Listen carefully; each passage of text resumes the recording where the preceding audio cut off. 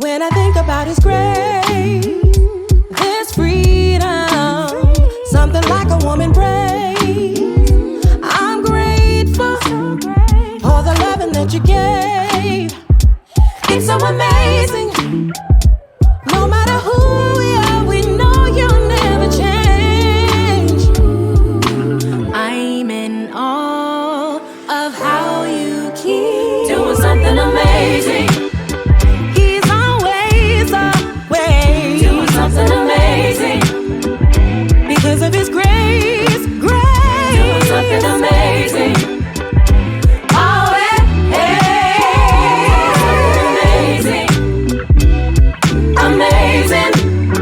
Let me tell you all the ways I'm covered.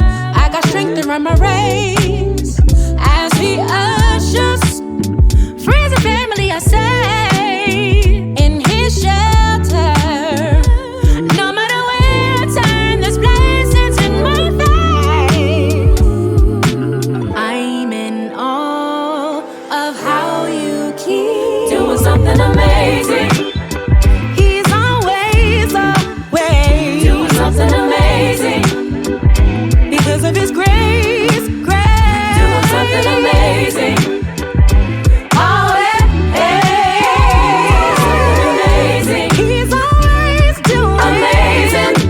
Something amazing. Grace, unending love, never failing peace, overflowing hope to keep flowing. That's unending love, never failing peace, overflowing hope to keep going.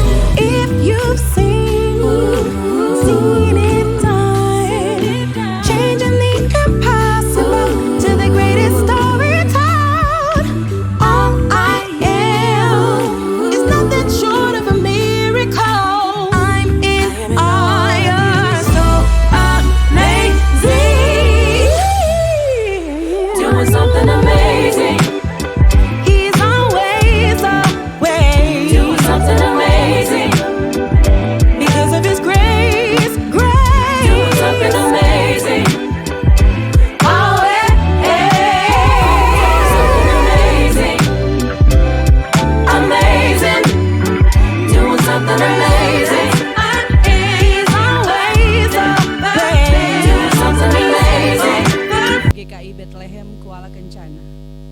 Apabila Bapak Ibu saudara-saudari akan menetap di Kuala Kencana dan ingin mendapatkan pelayanan khusus atau mendaftar sebagai anggota jemaat GKI Bethlehem Kuala Kencana, dipersilakan menghubungi majelis setempat. Bagi jemaat yang akan menjalankan cuti, disampaikan selamat menjalankan cuti, dan bagi jemaat yang telah kembali dari cuti, disampaikan selamat datang dan selamat menjalankan tugas dan kerja. Warta Jemaat Minggu 14 September 2025. Pertama, disampaikan kepada Bapak Ibu Jemaat sekalian bahwa yang akan mengisi ujian paduan suara, vokal grup atau solo diharapkan mengambil bagian di kursi depan dan wajib melapor kepada majelis yang bertugas. Kedua, sehubungan dengan pelaksanaan program rutin tim musik gereja GKI Bethlehem Kuala Kencana serta sesuai dengan hasil keputusan sidang jemaat ke-26 tanggal 23 November 2024 tentang pelayanan kantoria, telah diputuskan bahwa kantoria akan dibuka bagi seluruh jemaat GKI Bethlehem Kuala Kencana yang memiliki kerinduan serta bersedia untuk membangun komitmen terlibat dalam pelayanan. Untuk itu, bagi jemaat yang bersedia melayani sebagai kantoria, dipersilakan untuk menghubungi Saudari Nadia Waromi. Besar harapan kami kiranya Bapak Ibu saudara-saudari dapat bergabung untuk mengambil bagian dalam pelayanan ini. Yang ketiga, diberitahukan kepada Bapak Ibu jemaat sekalian dari urusan PSD MKP atau Program Urusan Pengembangan Sumber Daya Manusia, Kebudayaan dan Penelitian GKI Bethlehem Kuala Kencana hendak melanjutkan program beasiswa pendidikan semester 2 tahun 2025 bagi anak yatim piatu atau keduanya dari keluarga kurang mampu di Jemaat GKI Bethlehem Kuala Kencana dan Pos Pelayanan Bukit Saitun. Anak dari ketua jemaat atau mantan ketua jemaat GKI Bethlehem Kuala Kencana. Bantuan pendidikan akan diberikan tiap jenjang sebagai berikut: SD 500.000 per semester, SMP 750.000 per semester, SMU 1 juta per semester, S1 2 juta per semester. Untuk itu kami mengajak para jemaat yang memiliki kerinduan menjadi bagian dari orang tua asuh bisa menghubungi majelis jemaat atau koordinator beasiswa Bapak Penatua Tohar Panjaitan atau nomor telepon yang sudah tersedia 0812 8214 14 12 dan juga bisa langsung ditransfer ke rekening Bank CNB Niaga dengan nomor rekening yang sudah tersedia di slide atas nama Sari Agustina Tampu Bolon. Flyer tentang program ini akan dibagikan oleh koordinator rayon lewat WA Group rayon masing-masing. Yang keempat, informasi kehadiran jemaat pada Minggu 7 September 2025, yaitu ibadah subuh 36 orang, ibadah pagi 290 orang, ibadah sore 34 orang. Yang kelima, diingatkan kepada Bapak Ibu jemaat sekalian bahwa setiap minggu keempat, persembahan yang diberikan adalah berbentuk persembahan natura. Keenam, disampaikan kepada Bapak Ibu jemaat bahwa jemaat mitra dari GKI Bethlehem Kuala Kencana yaitu Jemaat Bethel Kapiraya membutuhkan uluran tangan kasih dari Bapak Ibu jemaat sekalian berupa pakaian layak pakai, yaitu selimut, baju anak-anak, baju dan celana orang dewasa, pria dan wanita, sepatu, tas, dan lain-lain. Bapak Ibu sekalian dapat mengumpulkan barang-barang tersebut di Rumah Pastori RT 6 nomor 8B dan juga perlu diketahui bahwa batas pengumpulan barang-barang tersebut adalah di akhir bulan September. Seperti dalam kitab Amsal 19 ayat 17, siapa yang menaruh belas kasihan kepada orang yang lemah, memiutangi Tuhan, Dia akan membalas perbuatannya itu. Berikut adalah surat masuk. Yang pertama, dari Panitia Bulan Bina Keluarga, izin pencarian dana berupa basar yang rencananya akan dilaksanakan pada hari Minggu tanggal 21 September 2025 jam 10.30 setelah ibadah Minggu jam 9 pagi, tempat halaman Gereja Bethlehem Kuala Kencana. Menu, aneka menu makan siang dan snack. Mohon kesediaan dari Bapak Ibu untuk kita bisa berpartisipasi. Surat masuk yang kedua dari Panitia HUT ke-69 GKI di Tanah Papua tentang undangan partisipasi Diakonia Natura. Disampaikan kepada yang terhormat pelaksanaan Harian Majelis Jemaat dan Jemaat GKI Bethlehem Kuala Kencana, di mana dalam rangka menyongsong perayaan HUT ke-69 GKI di Tanah Papua, lingkup klasis Mimika, Panitia HUT mengajak seluruh jemaat untuk mengambil bagian dalam mewujudkan tri panggilan gereja, khususnya diakonia. Untuk itu, panitia mengajak 15 jemaat besar di lingkup klasis Mimika.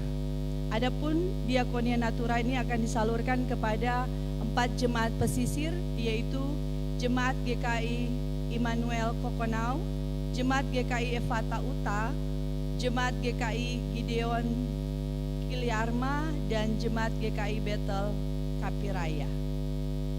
Kami mengharapkan agar seluruh dukungan natura dari jemaat yang terundang dapat terbit dahulu dihimpun dan disatukan oleh PHMJ. Pengumpulan selambat-lambatnya pada tanggal 29 September di GKI Bethlehem, Kuala Kencana. Dan surat yang terakhir dari Badan Pekerja Klasis Mimika ditujukan kepada PHMJ seklasis Mimika tentang pemberitahuan Hari Doa Alkitab pada bulan September 2025, di mana dapat menentukan satu hari Minggu khusus di bulan September untuk diedarkan satu kolekte, dan hasil pemberian jemaat akan disetor langsung ke Lembaga Alkitab Indonesia Cabang Jayapura. Bagi Bapak Ibu yang berkerinduan, dipersilakan untuk berpartisipasi. Demi kelancaran, kenyamanan, dan ketertiban ibadah, kami menghimbau jemaat sekalian untuk pertama, mempersiapkan diri dengan baik untuk beribadah. Yang kedua, menyiapkan Alkitab dan mengenakan pakaian yang sopan. 3, pastikan HP dalam keadaan mode diam selama ibadah berlangsung. 4, pokok doa khusus, amplop persembahan atau perpuluhan agar diserahkan lebih awal ke majelis yang bertugas di konter saat memasuki ruang gereja, sehingga dapat dicatat dan diteruskan kepada pelayan firman untuk didoakan dari mimbar. Atas nama PHMJ dan Majelis Jemaat, kami menyampaikan terima kasih kepada Bapak Penatua Gesang Setiadi sebagai pelayan firman di sore hari ini, Kantoria Paduan Suara Jemaat, admin Jemaat, tim multimedia, organis, supir bis, Bapak Ibu majelis yang bertugas, dan pengisi pujian. Demikian warta ibadah Minggu sore saat ini. Terima kasih atas perhatian dan selamat beribadah. Tuhan Yesus memberkati. Shalom.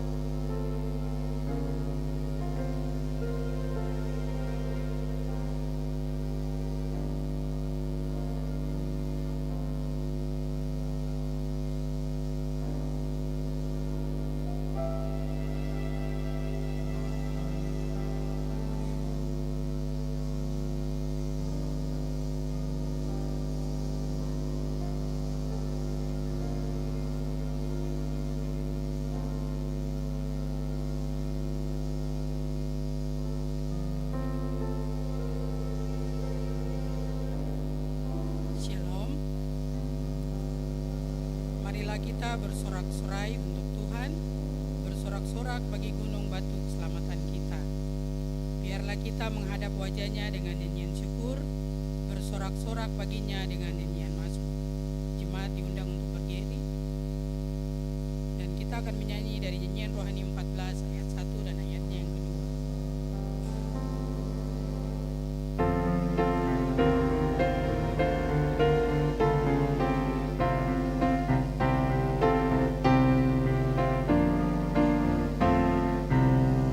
So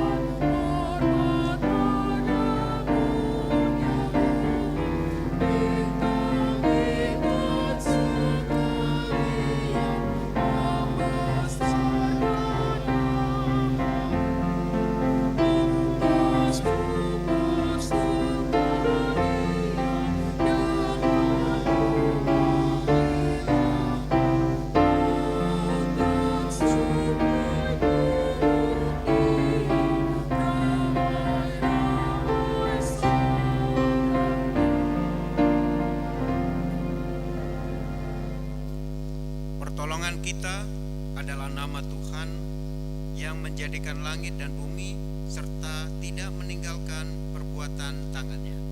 Amin. Kasih karunia dan damai sejahtera turun atas saudara-saudara dari Allah Bapa, Tuhan Yesus Kristus, dan Roh Kudus. Kita menyanyi dari nyanyian rohani 9 bait yang pertama.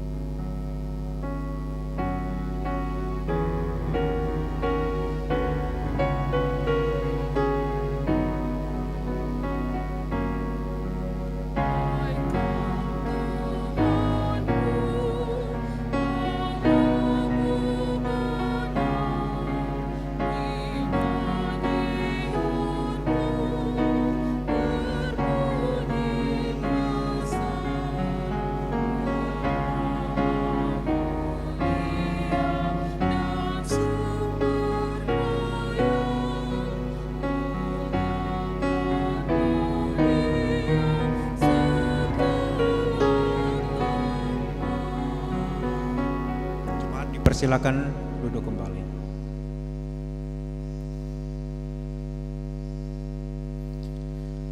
Marilah kita merendahkan diri di hadapan Tuhan Allah dan mengaku dosa dengan sungguh-sungguh kepadanya. Tuhan itu dekat kepada orang-orang yang patah hati, dan Ia menyelamatkan orang-orang yang remuk jiwanya. Mazmur 34 ayat 19. Mari kita berdoa. Bapa yang di surga, kami menghadap kehadirat-Mu. Kami mengakui bahwa kami adalah manusia yang penuh dengan dosa. Kami telah berdosa baik melalui perbuatan kami dan juga melalui perkataan kami. Kami seringkali menyakiti saudara-saudara kami, menyakiti istri, menyakiti suami, menyakiti anak-anak kami, menyakiti orang tua kami. Ampuni kami ya Tuhan. Sucikan dan kuduskan kami sehingga kami layak menghadap hadirat-Mu yang kudus. Dan biarlah melalui darah-Mu Engkau boleh membasuh dosa-dosa kami, sehingga kami boleh layak untuk memuji dan memuliakan nama Tuhan. Terima kasih Tuhan. Di dalam nama Yesus Kristus kami berdoa. Amin. Kita menyanyi dari Mazmur 6 bait yang pertama dan yang ketiga.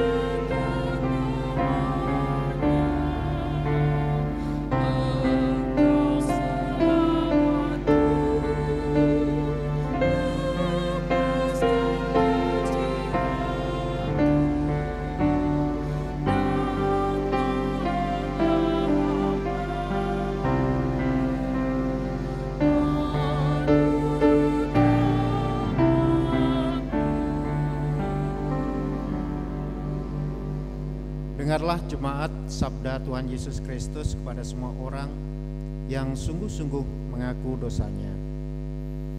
Karena begitu besar kasih Allah akan dunia ini, sehingga Ia telah mengaruniakan anaknya yang tunggal, supaya setiap orang yang percaya kepadanya tidak binasa, melainkan beroleh hidup yang kekal.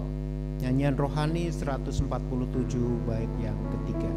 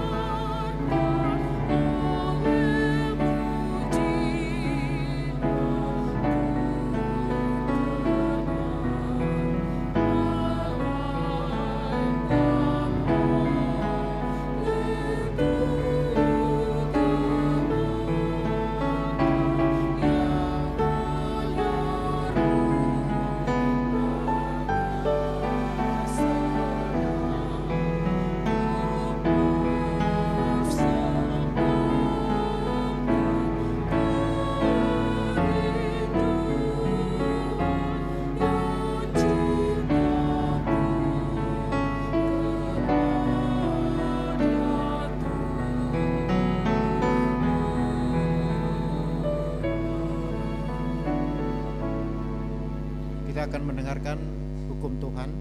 Jemaat dimohon bangkit berdiri. Dengarlah hukum Tuhan. Kasihilah Tuhan Allahmu dengan segenap hatimu dan dengan segenap jiwamu dan dengan segenap akal budimu. Itulah hukum yang terutama dan yang pertama. Dan hukum yang kedua yang sama dengan itu ialah, kasihilah sesamamu manusia seperti dirimu sendiri. Pada kedua hukum inilah tergantung seluruh hukum Taurat dan kitab para nabi. Jemaat dipersilakan duduk kembali.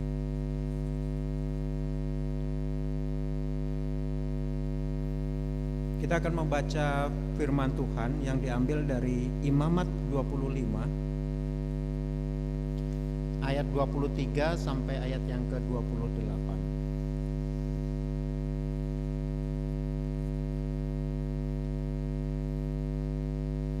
Imamat 25 ayat yang ke-23 hingga ayat yang ke-28.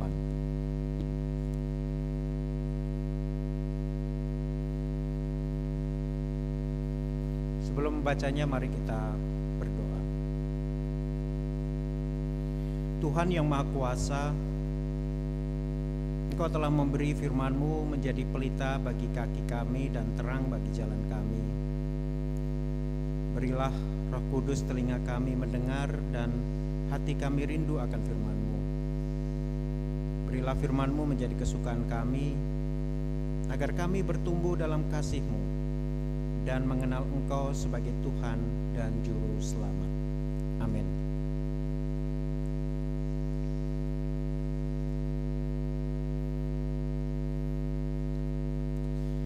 Imamat 25 ayat 23 hingga ayat yang ke-28. Saya akan bacakan bagi kita semua melalui Alkitab terjemahan baru edisi 2. Judul perikopnya adalah penebusan tanah. Tanah jangan dijual mutlak, karena akulah pemilik tanah itu, sedangkan kamu adalah pendatang dan warga asing yang menumpang padaku. Di seluruh tanah milikmu haruslah kamu memberi hak menebus tanah. Apabila saudaramu jatuh miskin sehingga harus menjual sebagian dari miliknya, maka seorang kaum terdekatnya yang berhak menebus harus datang dan menebus yang telah dijual saudaranya itu. Apabila seseorang tidak mempunyai penebus, tetapi kemudian ia mampu dan mendapat apa yang perlu untuk menebus miliknya itu, maka ia harus memasukkan tahun-tahun sesudah penjualannya itu ke dalam perhitungan. Selebihnya harus ia kembalikan kepada orang yang membeli darinya, supaya ia beroleh kembali ke tanah miliknya. Tetapi jika ia tidak mampu mendapat apa yang perlu untuk membayar kembali kepadanya, maka yang telah dijualnya itu tetap di tangan orang yang membelinya sampai pada tahun Yobel. Pada tahun Yobel, tanah itu akan bebas dan orang itu boleh kembali ke tanah miliknya. Berbahagialah kita yang baca dan merenungkan firman Tuhan dalam kehidupan kita. Bapak Ibu, saudara-saudara sekalian, tema dari pelayanan di minggu hari ini sama dengan judul perikopnya, yaitu penebusan tanah. Kalau kita lihat di ayat 23, di situ diminta kepada bangsa Israel supaya tanah jangan dijual mutlak, karena tanah itu adalah milik kepunyaan Allah. Kemudian di ayat 24, di situ dikatakan bahwa kita juga memberi hak untuk menebus. Jadi pada saat kita membeli, kita juga memberikan hak kepada pemilik lama untuk menebusnya. Di ayat 25, jika kita yang menjual itu jatuh miskin sehingga dia harus menjual tanah, maka saudara-saudara yang terdekatnya yang punya uang itu berhak untuk menebus. Jadi akan ada prioritas bagi saudara-saudaranya untuk menebus. Tapi di ayat 26 dan 27, jika tidak punya penebus tapi mampu membayar, dia juga bisa membayar itu. Jadi nanti diperhitungkan berapa tahun dia menjualnya, itu diperhitungkan, sisanya nanti diberikan kepada pembeli. Namun jika tidak bisa keduanya, jadi tidak ada saudara yang mampu menebus, kemudian juga dia juga kemudian tidak punya uang, nanti harus tunggu 50 tahun kemudian. Setelah 50 tahun seperti yang kita renungkan di minggu lalu, ada tahun Yobel, di mana setelah 50 tahun itu tanah-tanah dibebaskan dan kembali ke milik pemilik semula. Nah, kitab Imamat ini memang merupakan perintah Tuhan yang diberikan kepada Musa di Gunung Sinai, yang bertujuan untuk mengatur bangsa Israel baik dalam bidang keagamaan maupun kehidupan sosial sehari-hari. Jadi ini adalah kehidupan sosial sehari-hari terkait dengan tanah, yang tujuannya adalah menjelaskan kepada umat Israel tentang berbagai hukum, peraturan, perintah Tuhan yang harus dilakukan sebagai umat Tuhan. Dan kenapa Sinode mengangkat tema tentang tanah? Karena sebagaimana bangsa Israel, tanah di Papua ini merupakan satu identitas. Tanah Kanaan bagi bangsa Israel itu merupakan identitas. Jadi sampai sekarang juga dipertahankan bagaimanapun caranya.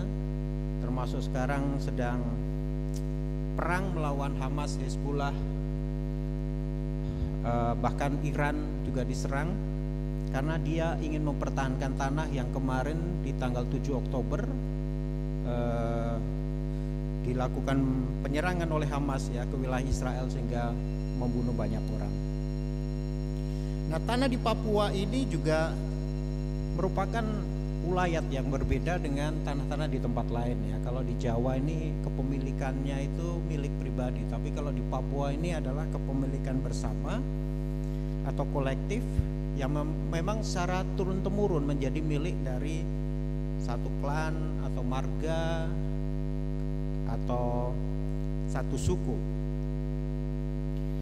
Sehingga ini menjadi identitas yang sangat penting supaya jangan sampai kalau tanah ini kemudian diperjualbelikan, kemudian pada akhirnya masyarakat Papua ini tidak punya tanah. Dan memang kenyataannya bahwa tanah-tanah ini banyak dijual sehingga beberapa orang Papua tidak punya tanah lagi, sehingga mereka menyingkir ke tempat yang lain. Dan banyak juga karena suku-suku lain menduduki tanah-tanah adat dari pemilik ulayat yang seharusnya. Misalnya aja kalau di sini Kamuro ini kan menguasai pesisir selatan ya. Tapi sekarang juga ternyata banyak orang-orang gunung, suku-suku dari gunung sudah menduduki tanah-tanah Kamuro dan orang Kamuro tidak bisa berbuat apa-apa. Di Jayapura juga banyak ya orang-orang Sentani banyak kehilangan tanah karena wilayah pegunungannya di Sentani sana sudah dikuasai juga oleh orang-orang gunung. Di Banti juga sama. Di Banti itu banyak tanah-tanah Amome kemudian diduduki oleh suku-suku lain karena mereka datang ke situ untuk mendulang emas. Jadi memang jadi isu di banyak tempat terkait tanah. Ya. Saya kemarin hari Sabtu lalu ada tim building, kita sama-sama beberapa teman Enviro cuti bersama pergi ke Nusa Penida. Di Nusa Penida kita sempat jalan-jalan pakai mobil. Terus drivernya itu orang asli Nusa Penida. Dia cerita begini, dulu itu di Nusa Penida itu tidak ada apa-apa, tidak ada pariwisata. Yang ada di sebelahnya Nusa Lembongan. Namun 2018 lah mulai wisata mulai bergerak di situ, banyak investor yang kemudian datang membeli tanah-tanah dan ada tanah-tanah itu yang dijual dengan sepeda motor saja, ditukar dengan sepeda motor. Jadi akhirnya sekarang itu sudah banyak tanah-tanah di Nusa Penida ini yang tidak dimiliki oleh orang-orang asli di situ karena sekarang yang menguasai adalah investor-investor yang punya banyak uang yang membeli tanah kemudian membangun villa-villa, hotel-hotel, resort-resort di Nusa Penida. Dan ini ke depan juga akhirnya mereka akan tidak menjadi tuan di tanah sendiri karena tanahnya sudah habis dan mereka harus bekerja buat orang lain. Kemudian kalau kita rajin mengikuti sosial media, sekarang nih di Eropa ada pergerakan radikalisme Islam yang sangat gencar ya. Jadi Bapak Ibu ingat, saudara-saudara sekalian ingat ya, waktu ISIS waktu itu berkuasa di Syria dan di beberapa negara sekitarnya, banyak orang kemudian mengungsi karena waktu itu menjadi krisis kemanusiaan. Jadi Eropa kemudian membuka pintu lebar-lebar untuk pengungsi-pengungsi ini datang ke tempat mereka. Tetapi yang terjadi sekarang, mereka sudah mulai mendominasi. Mereka minta supaya azan boleh dinaikkan, mereka bisa sholat di mana-mana. Gereja di Spanyol ada 100 atau 200-an yang sudah dibakar. Banyak gereja-gereja yang dirubah menjadi masjid. Kemudian mereka minta supaya ada restoran-restoran khusus, restoran halal. Bahkan hukum syariah sudah mulai diterapkan di beberapa tempat di Inggris, di UK. Kemudian juga ada orang-orang yang juga melakukan patroli syariah dan itu sangat mengganggu orang-orang asli di sana gitu loh. Yang tadinya mereka menawarkan untuk orang-orang lain menduduki tanah mereka, tinggal di tempat tanah mereka, tapi justru sekarang malah orang-orang bule, orang-orang asli di sana itu malah terganggu dengan kehadiran orang-orang yang tadinya dibantu ya. Dan terjadi krisis yang besar, kemudian akhirnya sebagai respon sekarang juga udah mulai orang-orang kulit putih berdemo ya. Terakhir di Inggris itu mereka berkumpul ada 1 juta orang untuk menyatakan bahwa ini tanah kelahiran mereka, ini identitas mereka yang tidak boleh diganti dengan yang lain. Termasuk di Australia, beberapa kota-kota besar di Australia juga sekarang lagi banyak demo ya, menyatakan bahkan mereka menentang anti radikalisme itu. Itulah yang terjadi ya. Kalau kita dengan tadinya mungkin niat menolong, kemudian memberikan tanah kita kepada orang lain, tapi justru orang yang kita tolong itu malah berusaha menguasai ya. Dan memang ada gerakan-gerakan tertentu yang pengen menguasai dunia barat, bahkan Amerika, untuk nanti 50 tahun ke depan menjadi negara muslim. Itulah yang terjadi. Jadi kita perlu hati-hati juga terkait dengan masalah tanah ini. Nah, beberapa hal yang menjadi perenungan bagi kita. Yang pertama adalah Ya, urusan tanah ini memang kalau kita lihat di Perjanjian Baru tidak banyak diatur. Yang ada memang di Perjanjian Lama, tetapi di Mazmur 24 ayat 1 dikatakan, bumi dan segala isinya kepunyaanku, dunia dan semua yang menghuninya adalah milikku. Kita harus menyadari bahwa tanah dimanapun yang kita pijak itu adalah milik Tuhan, bukan milik manusia, karena Tuhan yang menciptakan tanah, menciptakan dunia ini. Kita ini hanya penghuni saja, dan penghuninya juga sementara saja. Kita paling usia 70 tahun, setelah itu meninggal, sudah selesai. Jadi kita harus menyadari bahwa tanah ini merupakan ciptaan Tuhan. Yang kedua, sebagaimana tanah bagi bangsa Israel, tanah adalah simbol kehidupan, harga diri dan identitas. Sehingga jangan dengan mudah kita menjualnya, apalagi jika itu merupakan tanah warisan atau ulayat. Sebetulnya ada sistem yang kita bisa terapkan, misalnya aja kalau misalnya ada tekanan ekonomi terhadap tanah, bisa saja kita tidak perlu menjual tanah, tetapi kita bisa menyewakan ya, 10 tahun, 20 tahun, 30 tahun. Makanya juga negara menerapkan namanya hak guna bersama ya, HGB. Kayak Freeport ini 50 tahun, Kuala Kencana ini hak guna bersama 50 tahun, setelah itu akan dikembalikan oleh Freeport ke negara. Kemudian Freeport juga melakukan namanya perjanjian rekognisi kepada masyarakat pemilik ulayat, terutama masyarakat Kamoro yang kita gunakan lahannya untuk pengendapan tailing, dan mereka mendapatkan kompensasi dan juga program-program yang sampai saat ini masih berjalan. Jadi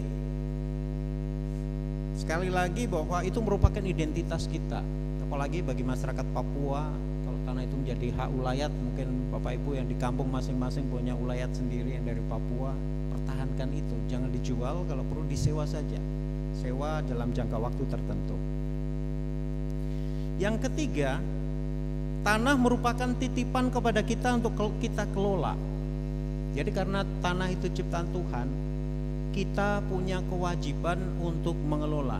Apalagi kalau saya dari lingkungan, jadi saya juga mengajak untuk kita juga sadar lingkungan terhadap tanah yang kita duduki, kita tinggali ini.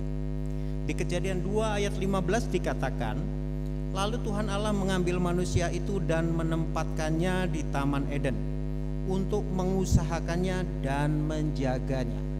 Tuhan tidak bilang untuk merusaknya atau mengeksploitasinya, tidak. Menjaganya, mengusahakannya dan menjaganya. Jadi kita harus menggunakannya secara bertanggung jawab. Jangan merusak sehingga nantinya timbul bencana. Saat ini tambang-tambang ini banyak ditentang karena memang kebanyakan tambang itu dilakukan secara tidak bertanggung jawab. Saya pernah ikut meeting di DPR. Maaf, suara saya terdengar? Oke, terima kasih.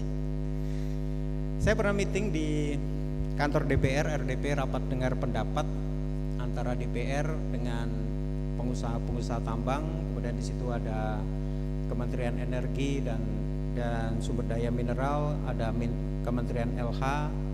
Kebetulan sebelah saya ini kepala teknik tambang, kepala inspektur tambang atau setingkat direktur ya di ESDM. Dan meeting itu menyoroti tentang bagaimana tambang-tambang itu mendapat izin tapi tidak melakukan kegiatan pengelolaan lingkungan dengan baik, terutama reklamasi. Saya tanya Pak Direktur, Pak sebetulnya berapa tambang yang bermasalah seperti itu? Dia bilang ribuan, 2.000 sampai 3.000-an.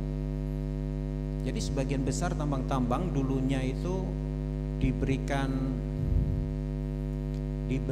konsesi oleh pemerintah daerah, karena waktu itu ada otonomi daerah, jadi bupati, gubernur bisa memberikan izin kepada tambang, dan akhirnya tambang itu dilakukan seenak-enaknya karena mereka hanya pengusaha kecil, perusahaannya tidak tercatat di bursa saham, jadi mereka juga bisa berbuat semaunya terhadap tanah itu tanpa ada tanggung jawab lingkungan di situ. Dan kebanyakan akhirnya bermasalah, sehingga waktu itu DPR meminta Kementerian Lingkungan Hidup untuk melakukan audit terhadap seluruh tambang. Itulah yang terjadi, banyak orang yang hanya pengen mengeruk keuntungannya dalam waktu yang singkat, mengeruk sebanyak-banyaknya tanpa bertanggung jawab terhadap lingkungan.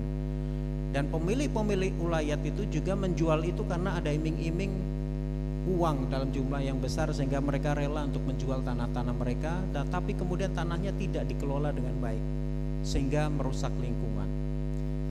Kalau sudah begitu berarti sudah tidak sejalan dengan perintah Tuhan untuk memelihara dan menjaga tanah. Kemudian yang keempat, jika kita mengusahakan tanah dengan baik dan terus mengandalkan Tuhan, maka kita mendatangkan hasil dan berkat yang baik. Bapak Ibu, tanah-tanah itu sebetulnya kalau kita mau berusaha untuk mengelola tanah kita dengan baik, itu juga bisa menghasilkan.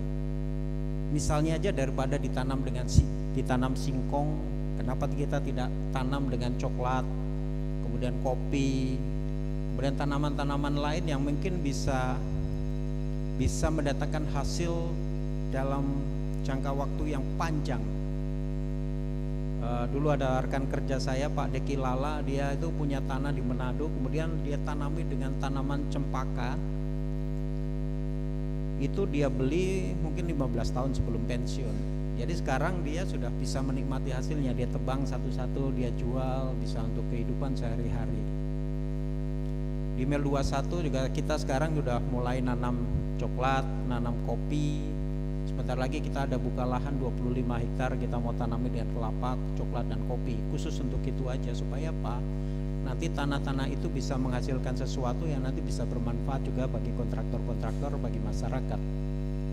Mungkin kalau pernah ke Mel 21, sekarang kita juga sudah memproduksi coklat, ya, sedikit promosi.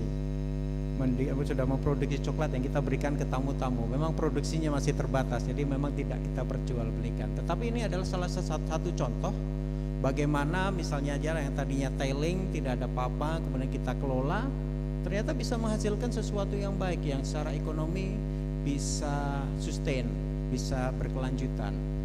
Kita juga mulai tanam anggur, ternyata hasilnya bagus. Kita belajar dari Pak Hari Joharsah, ternyata dia punya kebun anggur di Bandung, ya. 1 kilo jenis Jupiter itu bisa dia jual 600.000, bayangkan 600.000 per kilo. Jadi kita bayangkan kalau tanah Papua yang seluas ini kita bisa manfaatkan dengan baik, tanamnya dengan kopi, kakao, dengan misalnya eukaliptus yang bisa memproduksi kayu putih, di Merauke banyak, ya. Hal-hal semacam itu, dengan jati dan sebagainya, itu akan menghasilkan. Jadi tidak perlu harus dijual kepada orang lain. Kita juga kalau punya tanah-tanah anggur, usahakanlah, karena itu merupakan titipan Tuhan dan kita punya kewajiban untuk mengelola tanah kita dengan baik. Di minggu lalu di Imamat 25 ayat 21 dikatakan, maka aku akan memerintahkan berkatku ke atasmu pada tahun ke-6 sehingga tanah itu akan memberikan hasil selama 3 tahun. Jadi luar biasa. Jadi dalam waktu 6 pada tahun ke-6 sebelum tahun ke-7 di mana itu harus diistirahatkan tanahnya, Tuhan memberikan hasil bahkan 3 kali lipat dari yang sebelumnya. Jadi kalau kita bisa mengusahakan tanah-tanah itu dengan bertanggung jawab, Tuhan akan memberikan berkat-berkat juga bagi kita terhadap tanah yang dimiliki oleh kita. Kemudian yang terakhir, yang kelima, tanah adalah warisan bagi anak cucu kita. Kita perlu menyadari bahwa apapun juga yang kita miliki termasuk tanah, itu sebetulnya titipan dari Tuhan untuk kita wariskan kepada generasi yang akan datang. Kalau kita rusak tanah ini, sekarang kita tidak peduli terhadap lingkungan, kita buang sampah sembarangan, kita tebang pohon sembarangan, kemudian terjadi banjir, terjadi kekeringan, yang menderita anak cucu kita. Mereka tidak menikmati lagi hutan yang subur, tidak bisa menikmati lagi udara yang bersih, tidak bisa menikmati air yang bersih. air akan jadi mahal karena terpolusi dan sebagainya. Jadi kita punya tanggung jawab untuk menjaga tanah, karena itu titipan dari Tuhan yang wajib untuk kita wariskan kepada anak cucu kita dalam kondisi yang baik.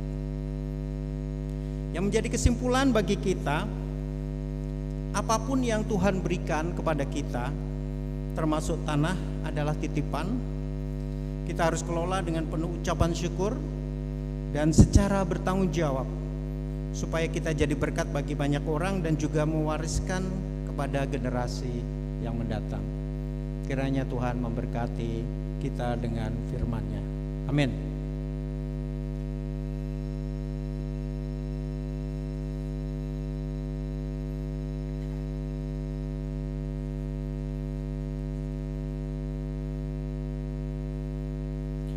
Diberikan kesempatan kepada vokal grup dari kakak-kakak pengasuh sekolah minggu untuk memuji Tuhan.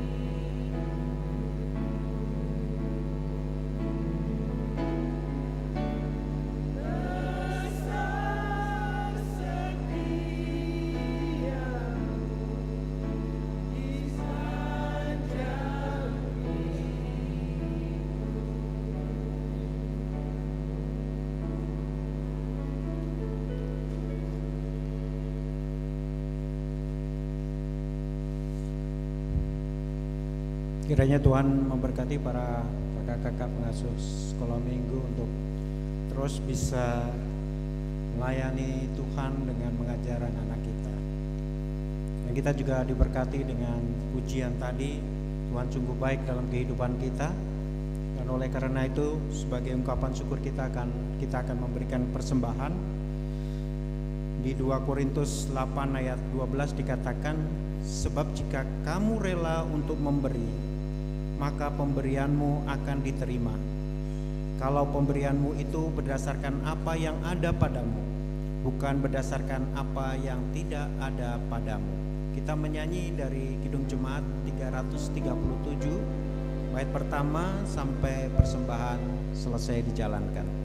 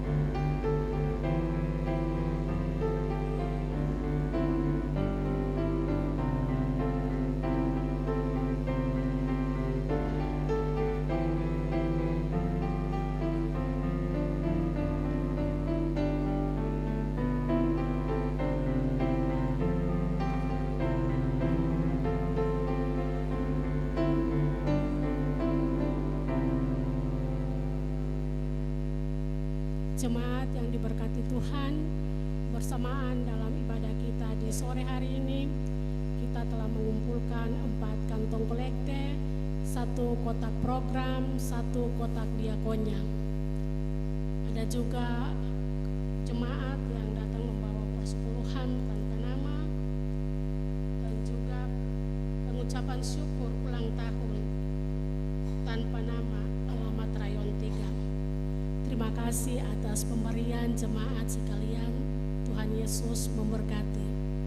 Doa persembahan akan didoakan langsung dari atas mimbar.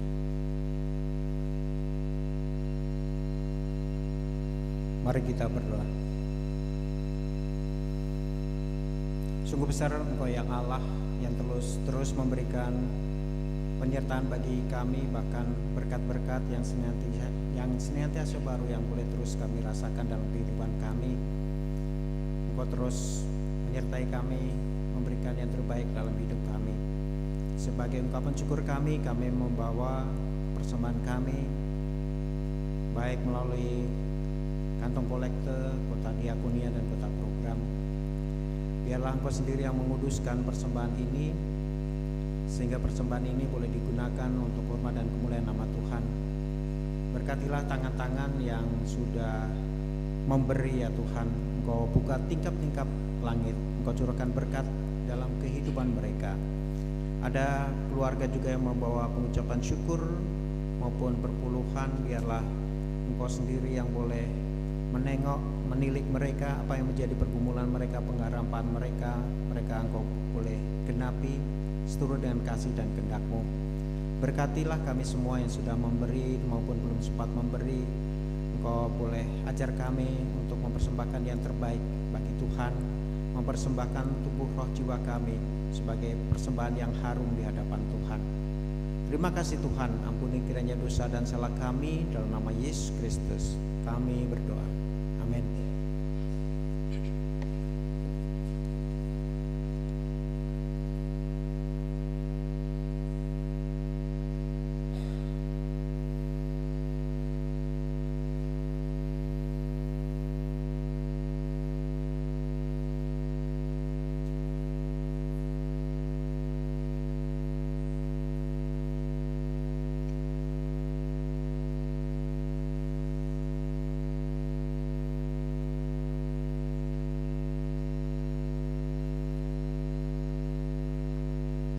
Kita akan mengaku iman kepercayaan kita.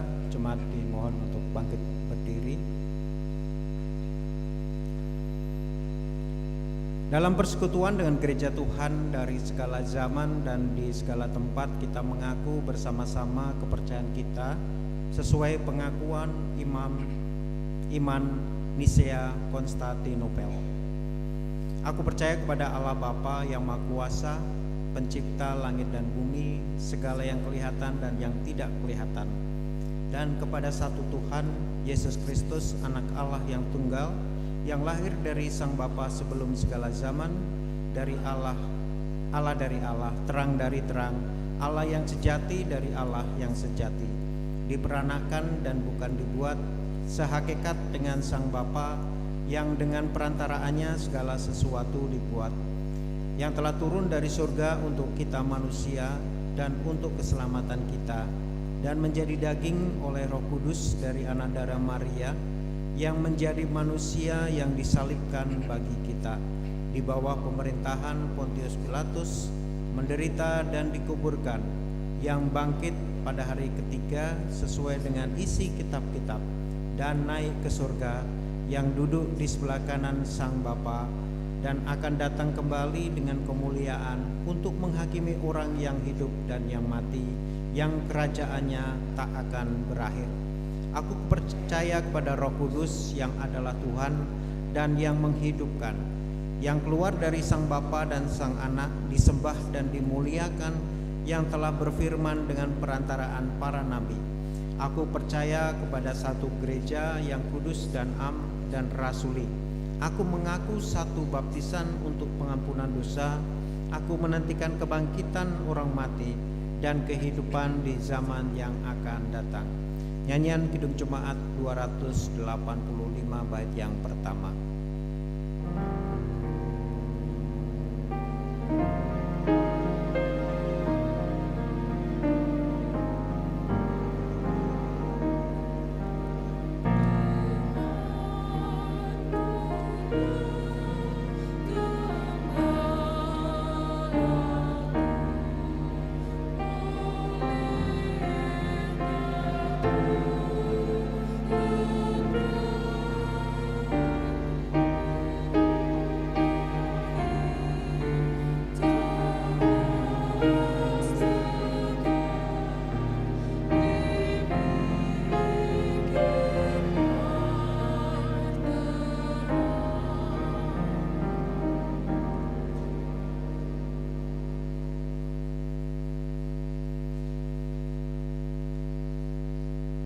Kita akan berdoa syafaat, mari kita bersatu dalam doa.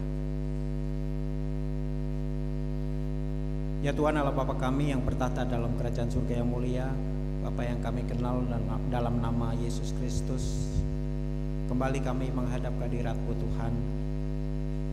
Puji syukur kami naikkan kepadamu di minggu sore ini. Kami boleh memuji memuliakan Tuhan, bahkan kami boleh belajar dan merenungkan firman Tuhan dari Imamat 25 ayat 23 sampai 28 tentang penebusan tanah.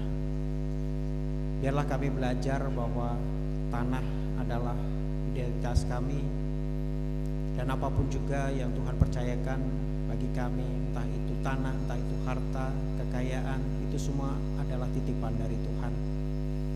Ajar kami untuk mengelolanya secara bijaksana, ajar kami untuk boleh memakainya untuk hormat dan kemuliaan nama Tuhan, bahkan supaya kami juga boleh menjadi garam dan terang bagi dunia, supaya nama Tuhan dipermuliakan. Dan kami juga boleh mengelola itu semua untuk warisan yang baik bagi anak cucu kami.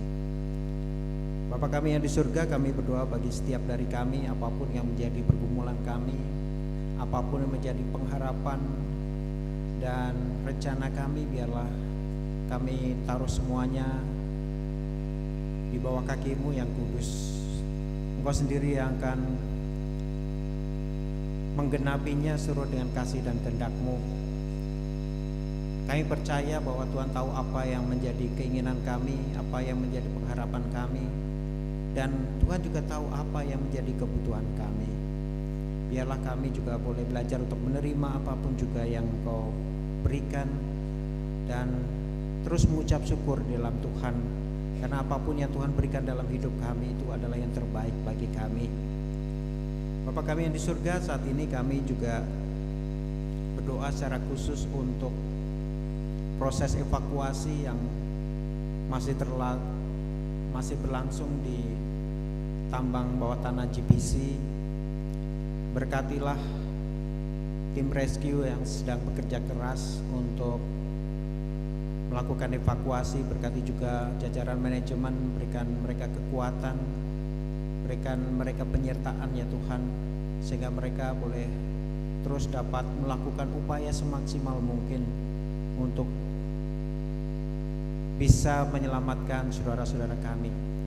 Kami tidak tahu kondisi mereka, apakah masih hidup atau masih selamat, tapi biarlah mukjizat-Mu boleh terjadi. Kami rindu supaya mereka juga boleh diselamatkan. Meskipun tantangannya memang begitu berat, tapi kami percaya bahwa apapun yang terjadi itu semua atas kehendak-Mu. Dan ajar kami untuk boleh terus mengandalkan Tuhan ya Tuhan. Kami manusia yang lemah.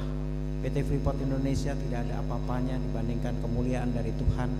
Dan biarlah kami boleh bersatu hati untuk memohon belas kasihan Tuhan, sehingga upaya evakuasi ini boleh berlangsung dengan baik dan boleh mendapatkan hasil yang terbaik seturut dengan kasih dan kehendak Tuhan. Saat ini kami juga berdoa bagi saudara-saudara kami yang saat ini sedang sakit. Ada Ibu Penatua Maria Jakadewa, ada Ibu Siamas Diana Mansnadifu, ada Mama Jilar Poin, ada Oma Deda, ada Ibu Uli Yakob, ada Bapak Iskia Wamapma, ada Oma Waromi, dan juga Bapak Frans Rubiak. Biarlah Engkau sendiri yang melawat mereka ya Tuhan. Engkau sendiri yang datang kepada mereka untuk memberikan kesembuhan bagi mereka melalui obat-obatan, melalui perawatan, melalui makanan, minuman. Itu semua boleh membawa mereka untuk boleh pulih kembali, boleh sehat kembali, mendapatkan kekuatan yang berasal dari Tuhan. Dan ajar mereka juga untuk terus bersandar pada Tuhan, menjadikan Engkau satu-satunya dokter dari segala dokter, sebagai pusat dari setiap pengharapan yang mereka naikkan kepada-Mu.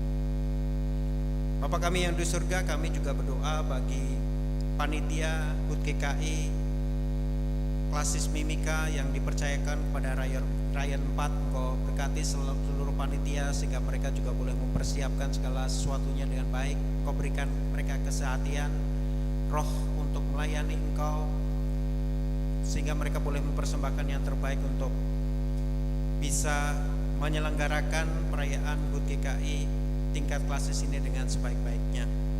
Kami juga berdoa bagi panitia Bulan Bina Keluarga yang saat ini masih berlangsung, yang dikelola oleh tim paduan suara. Berkati mereka sehingga mereka boleh terus Engkau pimpin, berikan kekuatan, kesehatan, sampai mereka boleh menyelesaikan kegiatan-kegiatan yang dilaksanakan dalam Bulan Bina Keluarga ini dengan baik, dan nama Tuhan boleh terus dipermuliakan. Kami juga berdoa bagi panitia sidang jemaat dari Rayon 1 serta panitia Natal jemaat dari Rayon 3. Berkati setiap mereka ya Tuhan, sehingga mereka juga boleh punya kesatuan hati untuk mengatur segala sesuatunya, merencanakan segala sesuatunya, sehingga segala sesuatunya juga boleh berlangsung dengan baik, dan acara nantinya boleh berlangsung dengan baik seturut dengan kasih dan kehendak Tuhan. Dan kami semua boleh terus datang kepada Tuhan dan memberikan yang terbaik untuk hormat dan kemuliaan nama Tuhan. Bapa kami yang di surga, kami juga berdoa bagi gereja kami, setiap program-program yang sudah menjadi kesepakatan di sidang jemaat, biarlah Engkau juga ikut campur tangan sehingga semua program bisa berlangsung dengan baik.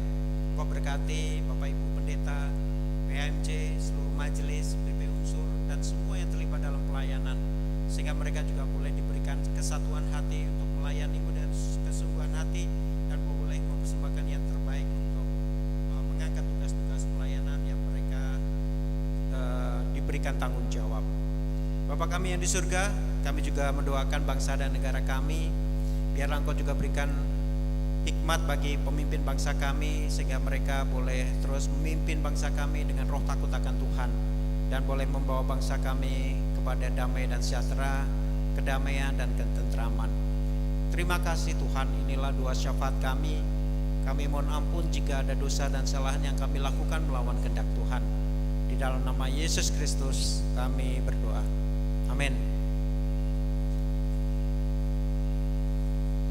Kita akan mengakhiri ibadah kita akan menyanyi dari nyanyian rohani 153. Bait pertama kita nyanyikan sambil duduk, bait kedua kita nyanyikan sambil berdiri.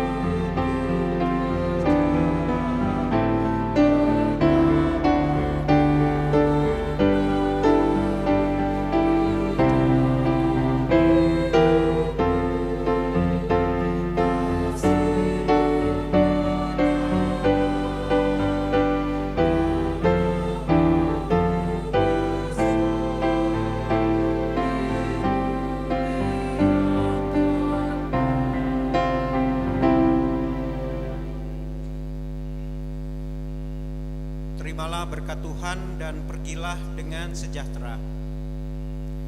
Kasih karunia Tuhan Yesus Kristus dan kasih Allah dan persekutuan Roh Kudus menyertai kamu. Amin.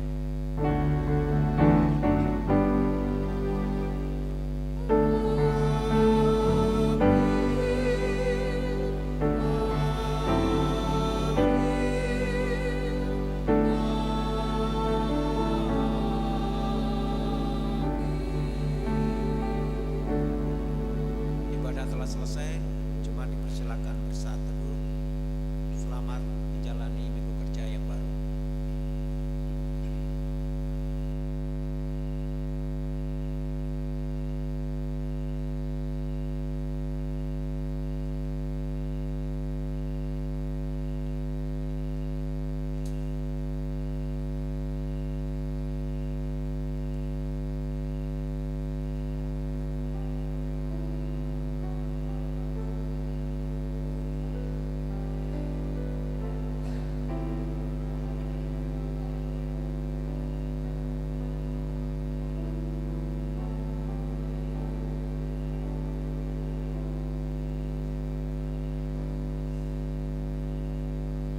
Bapak Ibu jemaat, dipersilakan untuk berdiri dan kita sambil berjabat tangan menyanyi dari nyanyian rohani 19 ayat 1 dan ayatnya yang ke-7.